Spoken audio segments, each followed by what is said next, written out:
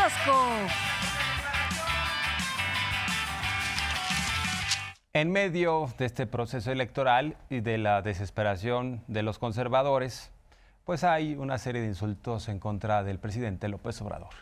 Incluso Claudio X González, quien es el artífice de la Marea Rosa y de esta unión PRI-PAN-PRD, promotor de una candidatura presidencial, Claudio X González le llamó enano moral al presidente López Obrador. ¿Por qué razón? Entre otras, porque le molestó que fuera exhibida María Amparo Casar en el tema de la pensión vitalicia que está cobrando por parte de Pemex, o que estaba cobrando. Sabemos que hay un amparo y que hay un proceso legal de por medio, pero señala el presidente López Obrador que no le importa que le insulten, porque Aguilar Camín en su momento ya le dijo una grosería peor, pero indica que no le importa que le insulten siempre y cuando tenga claro que esto es un costo que hay que pagar porque hay una transformación en marcha. Dice, nuestra causa es justa, ayudar a los más desfavorecidos, porque apapachar a los de siempre, o sea, imagínense que López Obrador hubiera llegado a apapachar a los de siempre como lo hizo Peña Nieto, como lo hacía Fox, Calderón, Salinas, Cedillo, pues se habría convertido en un auténtico simulador. López Obrador no engañó a nadie. Él desde siempre decía, por el bien de todos, primero los pobres, y no dejó de cumplir con esa premisa. Entonces plantea que no importa que le sigan diciendo así, enano moral. Imagínense si a Salinas, Claudio X o a cualquier presidente le dice enano moral, insultan como lo hacen conmigo. ¿Por qué no tengo problemas? Primero, porque tengo mi conciencia tranquila, y segundo, porque sé que esta es una causa justa y sublime, noble, porque es en pos de otros. Y cuando se lucha por una causa justa, se debe estar dispuesto a pagar cuotas, porque todo eso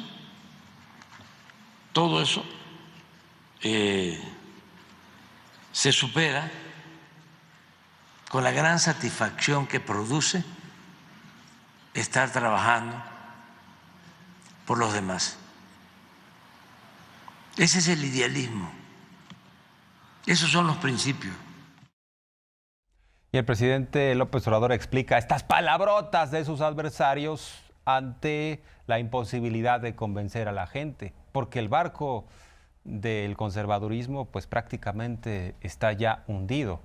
Hay que revisar noticias recientes. Lo que pasa es que nos tenemos que contener, no podemos hablar con nombre y apellido exactamente, porque pues ya sabemos cómo está la cosa de tensa, sobre todo en la antesala de una elección.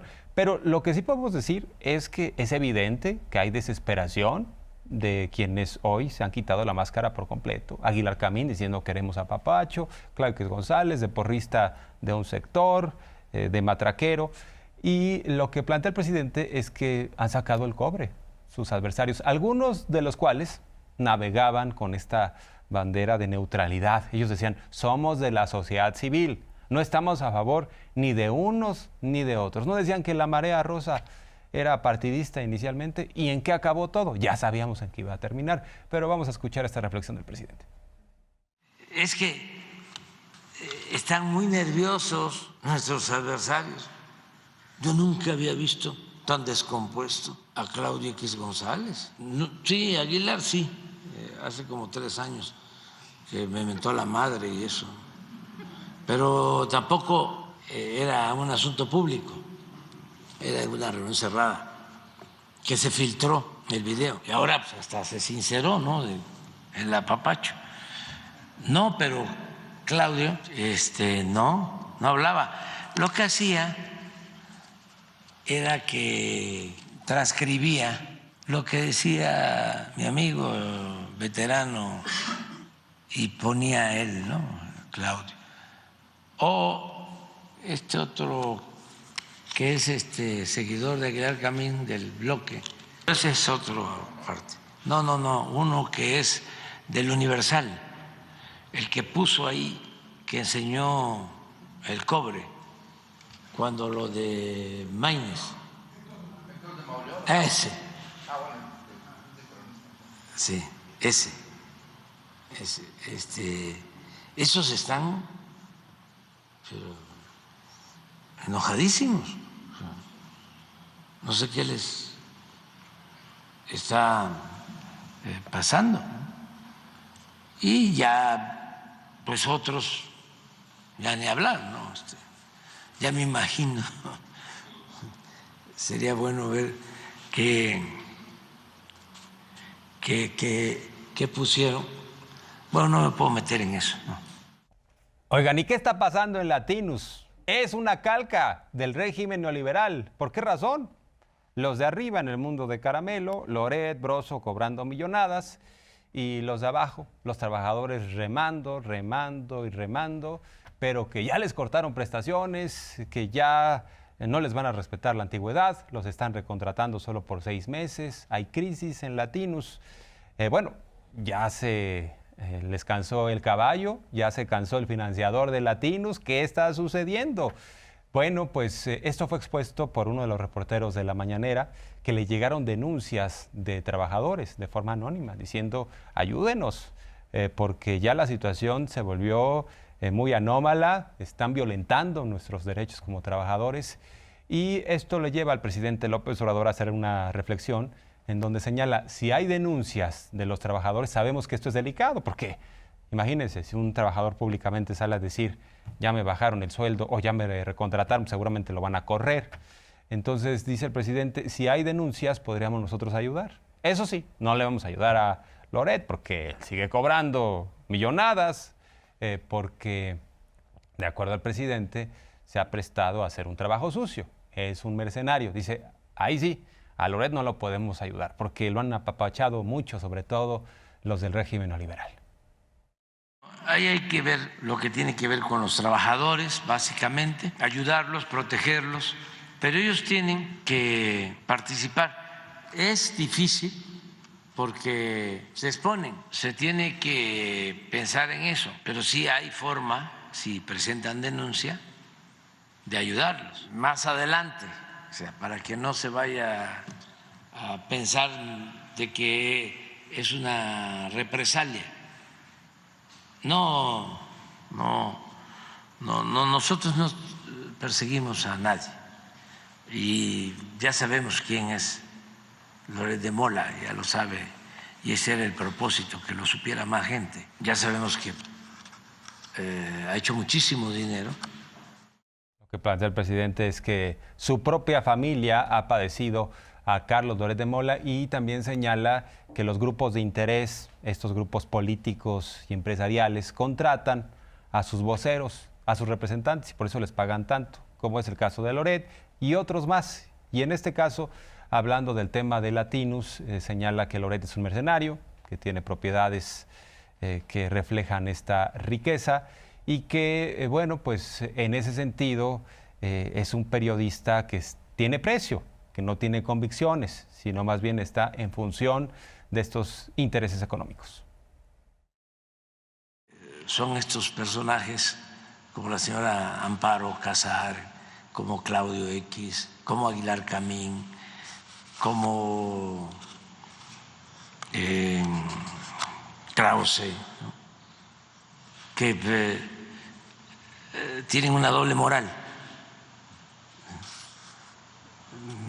De repente hacen reportajes en contra de alguien y lo acusan de corrupción o de acumular fortunas. En el caso de Loret, nosotros lo hemos padecido como familia, pero es un personaje muy inmoral. Entonces, no pasa nada. Antes tenían un poco más de credibilidad porque no se sabía quiénes eran. No es un falso testimonio. de que tiene 6 departamentos y que vive en un departamento en una de las zonas más exclusivas de México. Estamos hablando de unos departamentos en donde viven los potentados, los machuchones, pero también ahí viven los nuevos ricos, todos los que han hecho dinero al amparo del poder público, con estos trabajos, ¿no?, de mercenarios del periodismo, y una casa de descanso en Valle de Bravo que es paradisíaca, o sea, como gran señor, y otros bienes. Pero ¿cuánto gana? Como 2 millones, 3 millones mensuales. En el caso de los trabajadores hay que ayudarlos. En el caso de Loret ya ha sido muy apapachado. El presidente López Obrador habló también de otros comunicadores como Ciro Gómez Leiva. Dice que no hay nada personal, pero es claro que este comunicador pues participó en fraudes electorales, dice, en el caso de 2006 y 2012. Incluso señala que fue copartícipe porque presentaba estas encuestas de GEA-ISA. En el caso de 2006 marcaban un supuesto empate técnico y en 2012 sí de plano se la volaron los de GEA-ISA. Dijeron que Peña Nieto iba a ganar mínimo por 20 puntos de diferencia, cuando en realidad ganó por 7 puntos. Y después Ciro Gómez Leiva tuvo que ofrecer unas disculpas a su audiencia, pero indica López Obrador que Gómez Leiva se convirtió en una pieza de este concierto conservador, de estos grupos de interés que se confabulaban precisamente para hacer todo lo posible y cerrarle la puerta de la democracia a la izquierda progresista. Y en ese sentido, es tiempo de marcar las diferencias, las distancias. Dice, hoy en día debemos anclarnos en lo que somos y con este comunicador siempre ha habido estas diferencias. Él no se explica por qué tenemos diferencias. Que se acuerde que él me condenó durante el desafuero, porque me hace una entrevista, eso fue en 2004. ¿Qué vas a hacer si ya estás desahuciado políticamente? Pues fíjate que estoy acostumbrado a luchar. Eso fue lo que le contesté.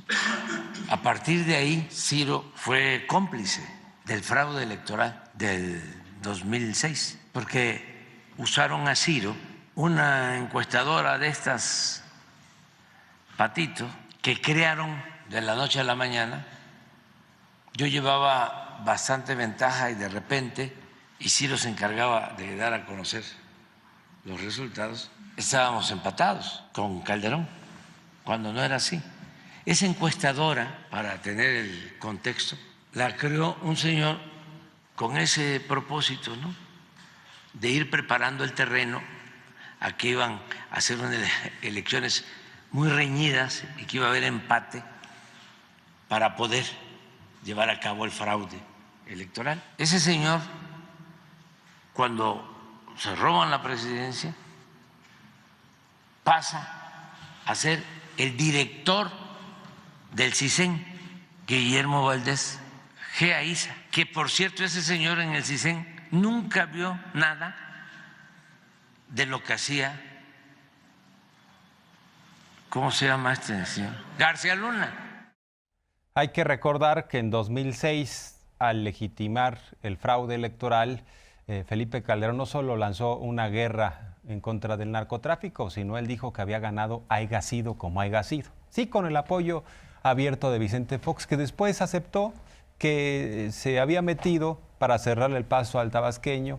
Incluso hubo órdenes a gobernadores del PRI para que se metieran en la elección. Ahí estuvo una operación clara de Elbester Gordillo. Ya después los involucrados fueron aceptando que en efecto movieron los dados, inclinaron la balanza en favor de Calderón y pues no pasó nada. El árbitro electoral dijo que siga la jugada, ganó Calderón y ni modo. Según ellos, esa era la democracia que nos merecíamos, ¿no? El presidente López Obrador planteó hace varias semanas que no solo era que algunos grandes empresarios no pagaban impuestos, algunas figuras, incluso de la comunicación, López Dóriga, Ciro Gómez Leiva, tenían adeudos con el SAT, que eso se identificó al inicio de su administración, que discretamente fueron a hablar con ambos, los del SAT, y les dijeron, hay un adeudo.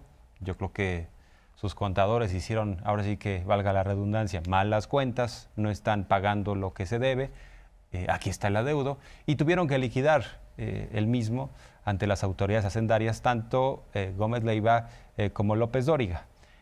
Bueno, esto lo comentó públicamente el presidente de la República y señala que esa es otra de las razones por las cuales Ciro Gómez Leiva está muy molesto con él. Y no es un asunto de represalias, para nada.